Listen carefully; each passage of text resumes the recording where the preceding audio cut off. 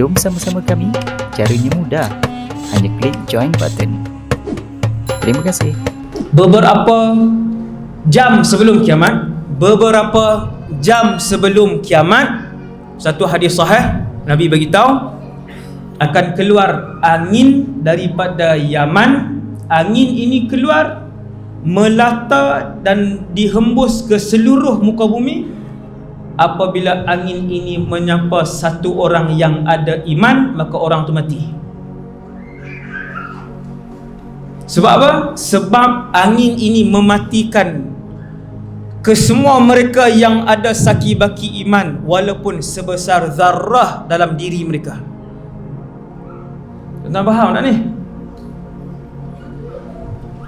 Berapa jam sebelum kiamat, sebelum malaikat Israfil tiup sangkakala, sebelum dia tiup sangkakala, beberapa jam, saya tak sebut hari sebab dia sekejap je.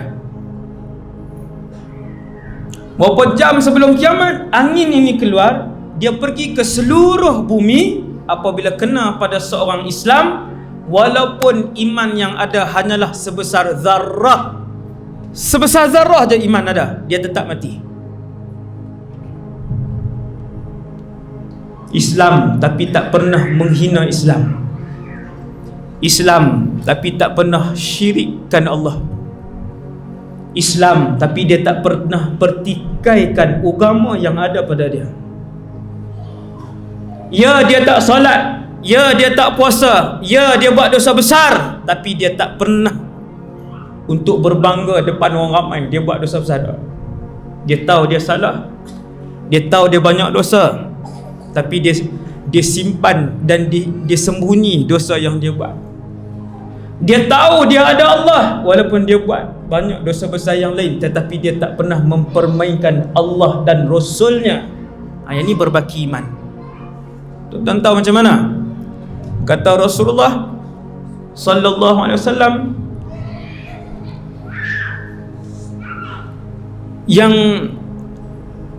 bila angin tu keluar, dia pergi ke seluruh muka bumi ni, dia kena pada satu orang, dalam diri orang-orang tu hanya ada sezarah iman sahaja, sikit je. Solat tak pernah, puasa tak pernah, apa semua tak pernah, tapi mati dia sebab berbaki iman.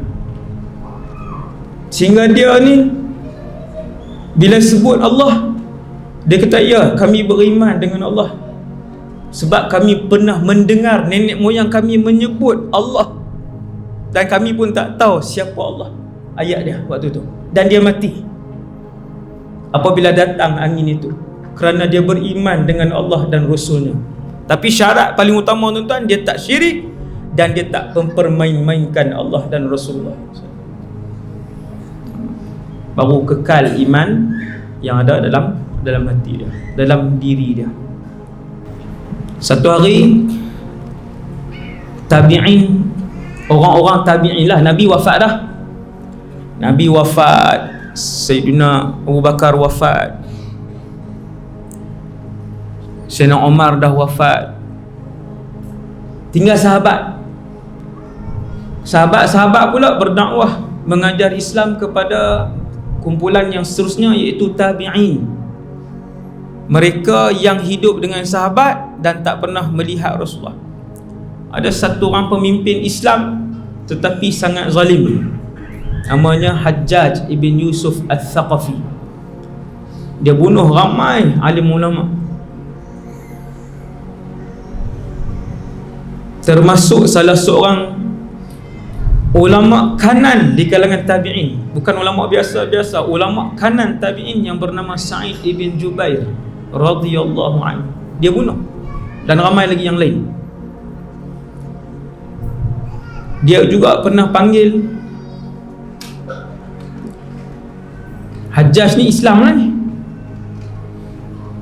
dilantik, bukan dia naik ni, kira dilantik secara ni lah, dilantik secara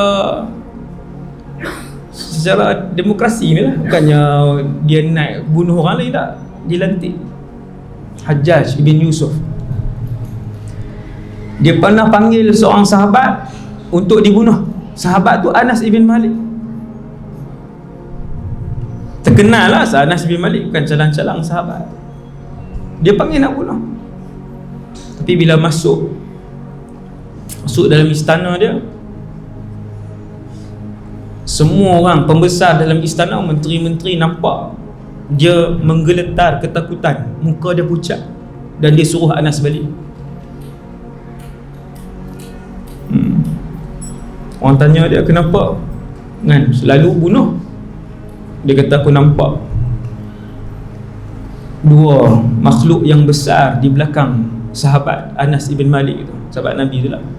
Kau Sayyidina Anas balik. Orang jumpa Sayyidina Anas ibn Malik pada zaman kezaliman Hajjaj ibn Yusuf ni.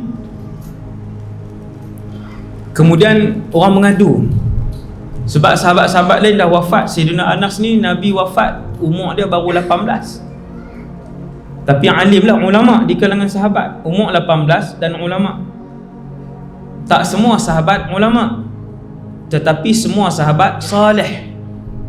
Beza wara', salih dan ilmu lain, dua benda yang berbeza. Adakah semua sahabat alim? Tidak. Bukan semua sahabat alim, sebahagian kecil je alim. Yang bertaraf ulama antaranya Sayyidina Anas ibn Malik ni bertaraf ulama sahabat. Waktu Nabi wafat umur dia 18. Maka dia antara yang dan umur dia panjang. Dia wafat lebih kurang umur dia 100. Jadi waktu Hajjaj ini memerintah, Anas ibn Malik radhiyallahu anhu hidup. Orang datang kepada Sayyidina Anas, wahai Sayyidina Anas, Hajjaj ni dah jahat, terlampau jahat, zalim. Kenakan cukai tu, kenakan cukai ni, bunuh orang, sekat orang ni, daerah mana yang tak sokong dia pulaukan. Hajjaj. Orang mengadu, maka Sayyidina Anas sebut isbiru, perkataan yang paling mahal untuk bakal ahli syurga. Tuan-tuan tengok Sayyidina Anas ajak buat apa? Dia kata isbiru, bersabar. Fa innahu la ya'ti 'alaikum zamanun, sesungguhnya tak akan datang satu zaman illa allazi ba'dahu syarrun minhu, kecuali lah yang selepas itu lebih teruk daripada yang sebelum tu. Tidak datang satu kurun di dalam umur umat Nabi Muhammad kecuali lah kurun itu lebih jahat dan lebih buruk daripada kurun yang sebelumnya. Maksudnya tuan-tuan, lagi dekat dengan kiamat, lagi jahat manusia, lagi tipis iman mereka, lagi jauh mereka dengan Allah Subhanahu wa taala. Dekat dengan kiamat. Ini hadis.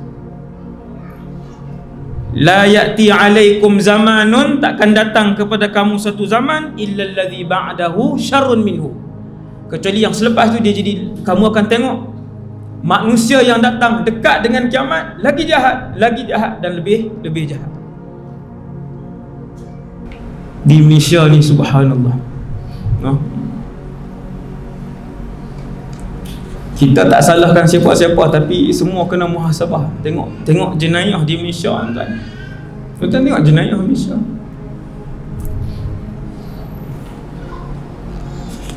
Saya sebut 3 aja. Solat, zina, bunuh di Malaysia. 3 aja. Lagi 18, lagi 20 saya sebut.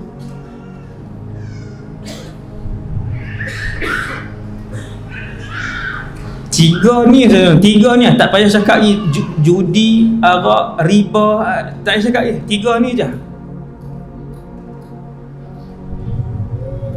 Orang kita dah 5 bintang di Malaysia ni, 3 jenayah ni 5 bintang. Solat 80% tak solat di Malaysia ni. Siapa cikgu sekolah menengah boleh tanya murid dia. Saya cikgu, saya berhenti lah, guru kementerian juga kan, 8 tahun. Kemudian sekarang saya buka sekolah sendiri, mahal. Solat, tuan-tuan, kalau 80% tak solat, harapan apa yang tuan-tuan nantikan untuk generasi akan datang ni? Baru solat, baru bahas solat. Zina, statistik Jabatan Pendaftaran Negara, Google pun boleh, fakta ni ada, bukannya tepi jalan. 10 minit seorang anak luar nikah. Tak hebat ke? Bukan 10 minit seorang berzina, tuan. 10 minit seorang anak luar nikah dilahir dan didaftarkan. Belum yang dalam tong sampah, belum yang depan masjid, belum yang dalam sungai, belum yang dalam hutan, belum yang bawah jambatan. Tak masuk.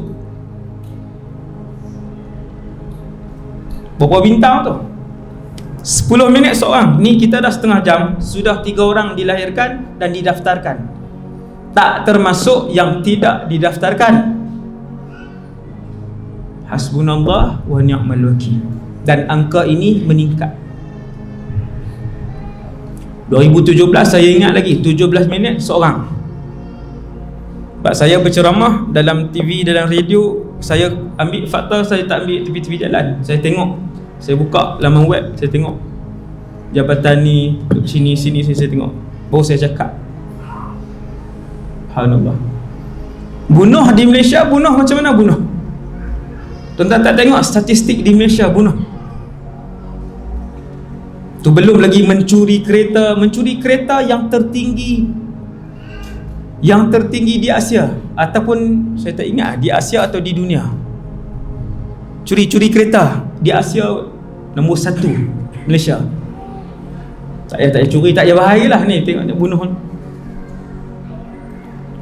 Saya nak ajak bangsa saya yang seagama dengan saya ni melihat kedudukan kita dan apa persiapan, sejauh mana kita perlu serius untuk jaga iman kita dan ahli keluarga kita. Biasa-biasa ke serius? Getir. Sebab tu bunuh, tuan-tuan boleh tengok bunuh. Berapa hari lepas bapa tiri bunuh anak dia. Hak tiri lah, bukan anak hak isteri. Umur berapa anak tu? 18, 22, umur 5 tahun. Dia pijak. Gamak tuan, pijak. Bila dia pijak tu, budak tu tengok senyum kah? Sakit dan menangis dan tak boleh bernafas. Pijak sampai mati. Bulan lepas, pasangan suami isteri ambil satu budak perempuan, kanak-kanak wanita umur 3 tahun, bunuh baling dalam hutan di Langkawi. Yang gunung tuan-tuan naik kabel car tu. Subhanallah. Bunuh di Malaysia. Berapa bulan yang lepas, babysitter, budak kecil, bayi, dia bunuh bola MTS.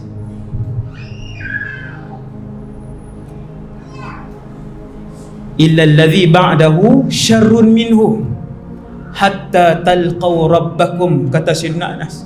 Isbiru, sabar wahai umat Muhammad sallallahu alaihi wasallam. Kejahatan dan maksiat yang kalian tengok ini tidak akan kurang dan akan bertambah selama mana bertambah umur umat ini. Dia bukan kita kata nanti kurang lah tu.